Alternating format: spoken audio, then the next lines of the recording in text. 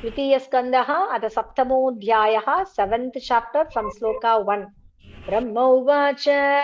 ब्रह्मोवाच ब्रह्मोवाच यत्रोद्यदक्षितितलोद्धरणाय बिभ्रते यत्रोत्यगच्छितितलोत्तरणाय विप्रदे यत्रोत्यगच्छितितलोत्तरणाय विप्रदे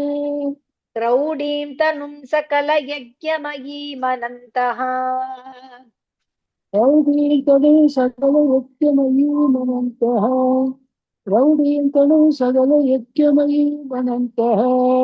अन्तर्महार्णव उपागतमादिदैत्यम् अन्तर्महार्तवोपगतम् आदिदैत्यम्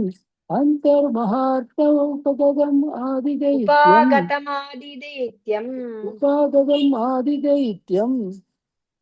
तं दंष्ट्रयाद्रिमिव वज्रधरो ददार तं स्वयात्रिमिव वज्रधरो ददार तं स्वयात्रिमिव वज्रधरो ददार ब्रह्मोवाच यत्रो यदक्षिदिदलोपरणाय विप्रदे प्रौढीं तनुं सकलयज्ञमयीमनन्तः अन्तर्महार्तवोपगतम् आदिदैत्यम् तं दंष्ट्रायात्रिमिव वज्रधरो ददार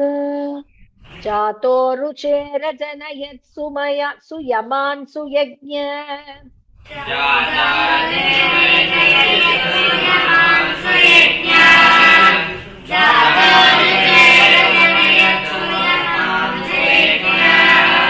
आकूति सूनुरमरानत दक्षिणायाम्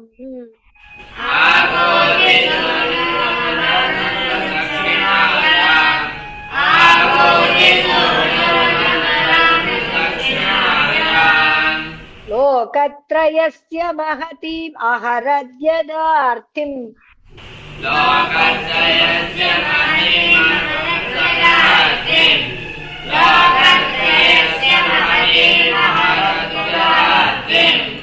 स्वायम्भुवेन मनुना हरिरित्यनूक्तः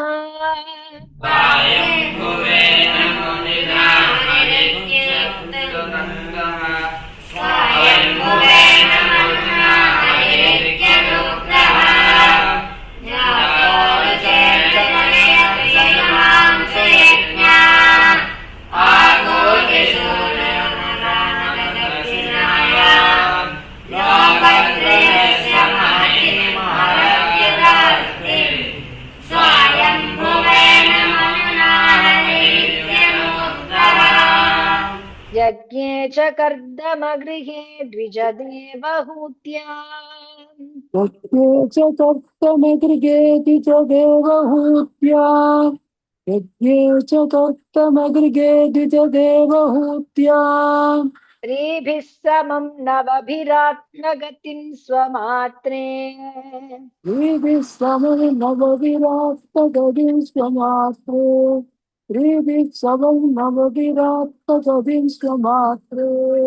ऊचेययात्मशमलं गुणसङ्गपङ्कम् ऊचेयात्मशमलं गुणसङ्गपङ्गम् ऊचेयात्मशमलं गुणसङ्गपङ्गम् अस्मिन् विधूय कपिलस्य गतिं प्रपेदे अस्मिन् विधूय कपिलस्य गतिं प्रपेदे अस्मिन् विधूय कपिलस्य गतिं प्रपेदे यज्ञे च कर्तगृगे यज्ञे च कर्तमगृगे द्विजदेवहूत्याम् स्वाभिः समं स्त्रीभिः नवविराट् समम् स्त्रीभिः समं नवविराट्मगतिं स्वमात्रे ऊचेयात्मसमलं गुणसङ्गपङ्गम् अस्मिन् विधूय कपिलस्य गतिं प्रपेदे अत्रेरपत्यमभिकङ्क्षत आह तुष्टः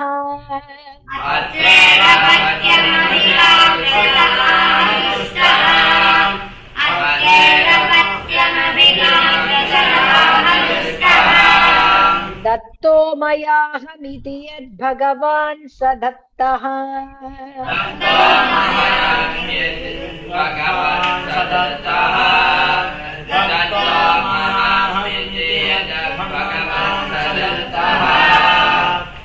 यत्पादपङ्कजपरागपवित्रदेहा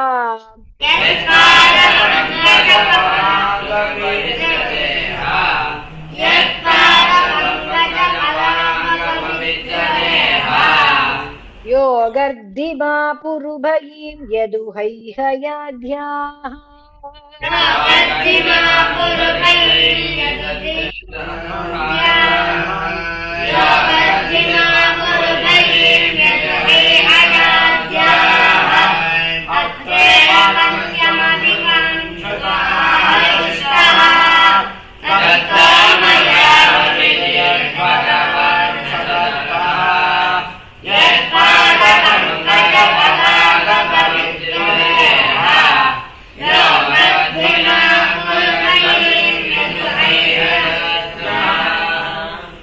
तप्तं तपो विविधलोकसुशिक्षयामि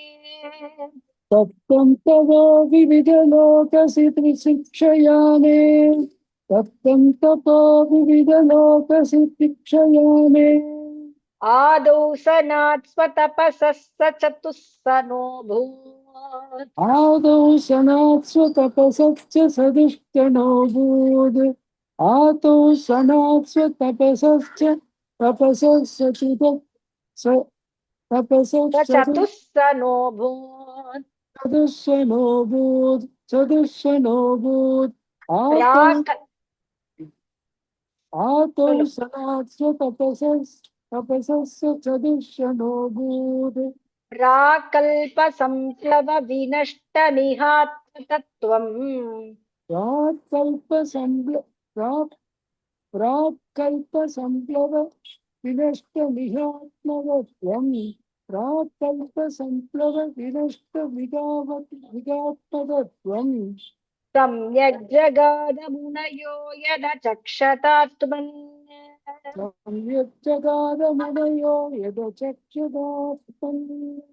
सम्यक् जगादमुनयो यदचक्षदात्मन्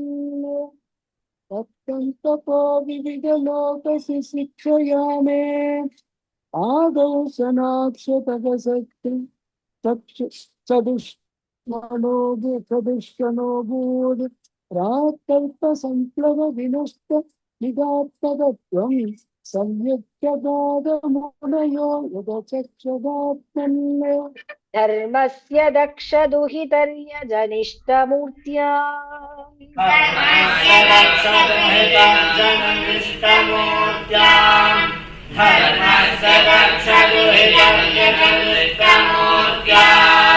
नारायणो नर इति स्वतपप्रभावः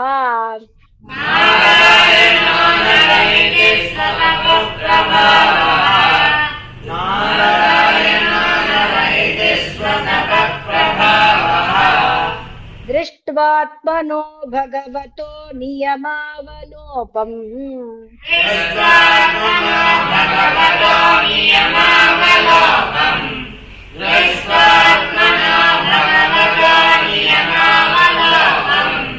देव्यस्त्वनङ्गपृतना घटितुं न शेकुः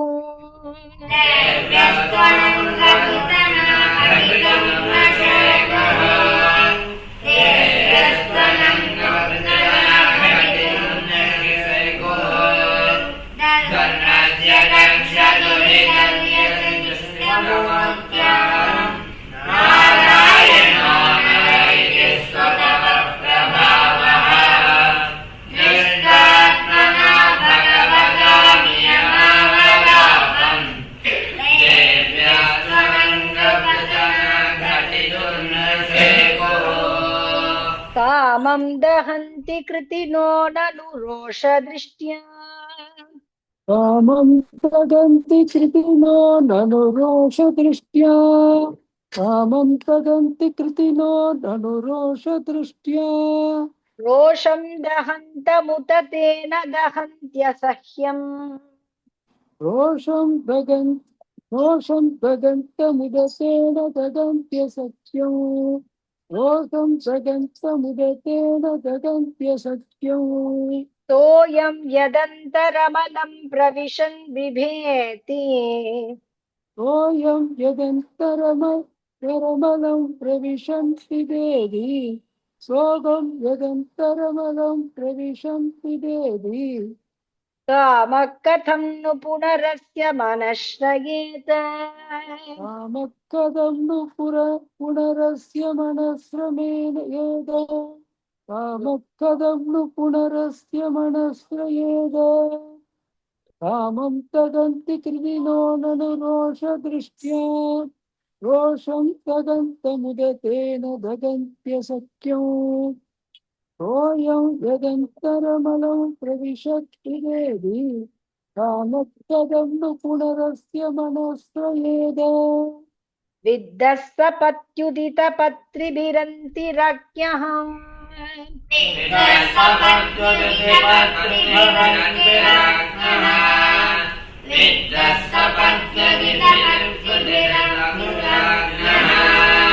बालोऽपि सन्नुपगतस्तपसेवनानि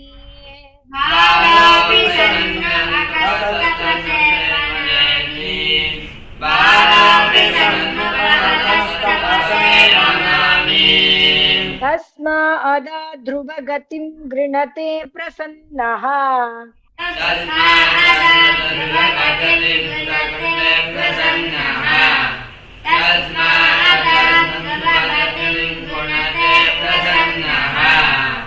दिव्यास्तु बन्ति मुनयो यदुपर्यदस्तात्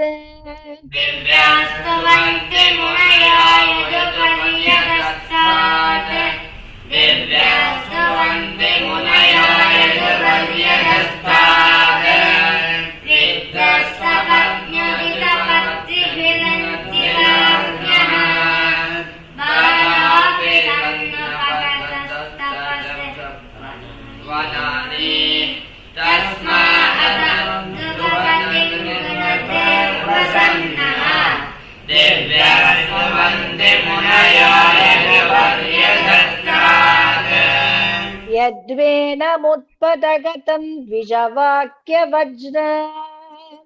यत्तेनमुत्पदगते द्विजवाक्यवज्र यत्तेनमुत्पदगते द्विजवाक्यवज्र विप्लुष्टपौरुषभगं निरये पतन्तम् विप्लुष्टपौरुषभगं निरये पदन्तो विप्लुष्टपौरुषभगं निरये पदन्तो ज्ञात्वार्तितो जगति पुत्रपदं च लेभे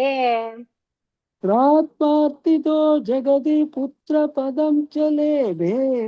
प्रात्मार्तितो जगति पुत्रपदं च लेभे दुग्धा वसूनि वसुधा सकलानि येन दुःखा वसूनि वसुधा सकलानि येन दुःखा वसूनि वसुधा सकलानि येन यत्वेनमुत्पदगतिं द्विजवाक्यवज्र विप्लुष्टपौरुषभगं निरये पदन्तो प्रात्मार्तितो जगति पुत्रपदं च लेभे दुःखा वसूनि वसुधा सकलानि येन नाभेरसौ ऋषभ आससु देवि सूनुः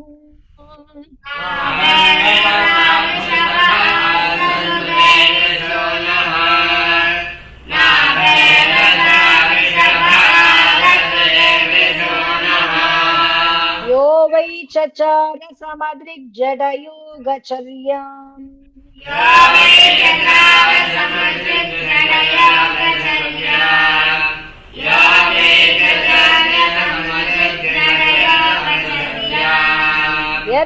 यत्पारमहंस्यं ऋषयः पदमामनन्ति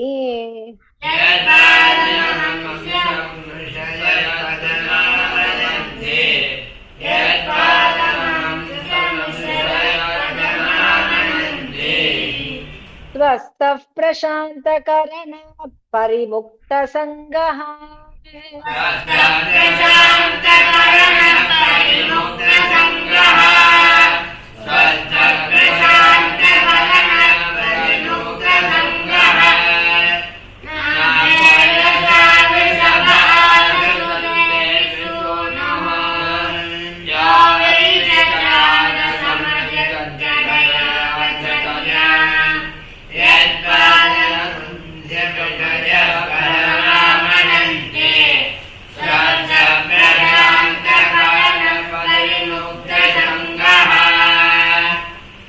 श्रीहरये नमः।